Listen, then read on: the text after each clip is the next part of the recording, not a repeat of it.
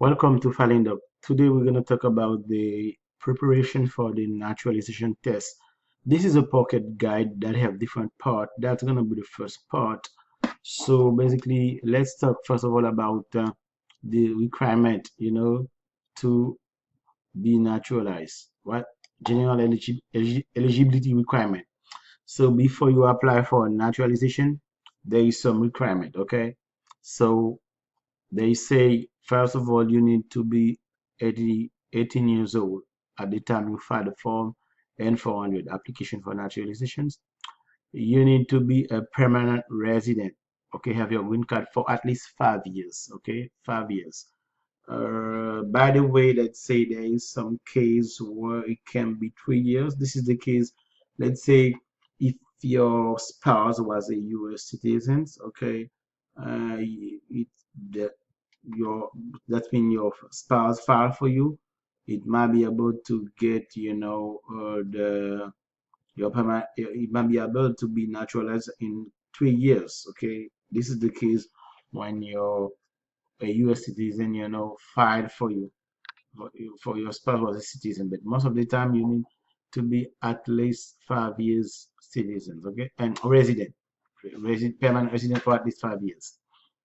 Uh, yeah, sure you have lived for at least 3 months. Let's say if you're in Florida, at least, okay, you should at least live in this area for 3 months. Which means if you just move in a state, you can't, you will need to wait at least 3 months before apply for citizenship. They're talking about demonstrate continuous residence in the United States for at least 5 years, immediately preceding the date of filing the form. What that means, they want to be, that's why this is related to it. Show that you have been physically present in the United States for at least 30 months out of the 5 years preceding the date of filing. So basically what they're talking about here, let's say 5 years give you what? 5 years give you like 5 times 12, 16, 60 months, okay? But half, at least you should be in the United States, at least they say 30 months. So what they are looking for, if for the 5 years, they, if they, we have, we have 60 months, but if you've been, let's say 40 months outside of United States, which means they cannot consider you like a permanent resident because most of the time you've been outside of United States. So they want to be sure that you've been a resident. Okay. So if you are a permanent resident, you need to be careful, how long you stay outside of United States because let me just give you an example. Most of the time, if you stay outside the United States for more than 6 months, you might lose your green card if you stay outside of the United States for more than 6 months. So they will, that's why they will, and in filing the form N400, they most of the time ask, they want to track data, all your travel outside of United States for 5 years. Okay, so be careful, permanent resident, when you are traveling abroad. Okay, uh, so logically you should be able to read, write, and speak basic English. Okay. By the way, you will be tested if you understand, if you can read and write basic English. Okay. Also, you need to have some basic understanding of U.S. history and government. That the civic test, you will be tested on the civic test. By the way, it's the civic test is like 400 questions, okay, that you will need to learn. Be a person of good moral character. That's really important too, because if they find out, they're gonna ask you questions, but you better be careful. If they find out you lied, only for lying your citizenship may be denied. Okay, so if they discover, any lie, you lie to an officer, that's something really, really important. Some people get deported only for lying. Okay, only for lying. Let's say you come in USA, you say you're not you long time ago, okay, 10 years ago, but when applying for the immigrant, you state that you were single, and then later on you say, "Oh no, I wasn't single. I was married." During the interview for your citizenship, they find out that you lie. You will not get the citizenship. So basically, when they're talking about good moral character, they really want you. You better tell the truth. It's better to tell the truth, okay? They say demonstrate attachment to the principle and idea of the U.S. constitutions. So that's why they will ask you, are you willing to serve the country, your attachment to the country? That's really important too. So if you answer you're not interested in constitutions, no respect for the flag, so that's something important for them. Okay, citizenship, right, and responsibility. You got different benefit when you're on your citizen. Okay, you got a responsibility also. You are going to support the United States and its constitution is law. Okay, you gain some privilege like governmental job, only available for citizen. If you want to apply for your family member, your mom, only citizen can apply for mom and brother and sister, only citizen. And then also if you when applying for your wife and kid, it's really faster if you are a citizen. You can vote, you can get some, you can run for office. There's different kind of right that you gain when you become citizen. Naturalization test. They say during your naturalization test interview at your test, you will ask question about your application. So you need to know what inside your applications because they will ask you, you know, you will need to know what inside because they will ask you questions on your applications. They will ask question about background. That means where you live, what did you do? That's our background. And then you also take the English and civic tests, unless you qualify some exemptions. We know there is some exemptions. Example, if you are 50 years old and you've been in USA for 20 years, okay, you will be exempt for the English test. Sometimes you may bring a translator for you, and they may ask you like a few questions for the civic test, stuff like that. So you might be exempt to take the English test. Okay.